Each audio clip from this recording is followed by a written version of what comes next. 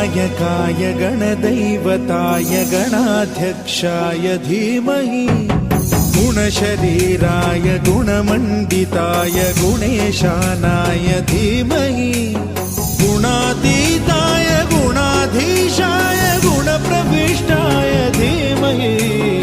एकदन्ताय वक्रतुण्डाय गौरीतनयाय धीमहि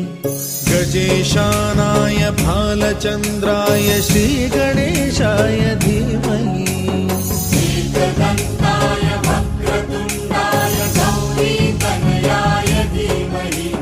गजेशानाय भालचन्द्राय श्रीगणेशाय धीमहि गानोत्सुकाय गानमत्ताय गानोत्सुकमनसे गुरुपूजिताय गुरुदैवताय गुरुकुलस्थायिने गुरुविग्रहाय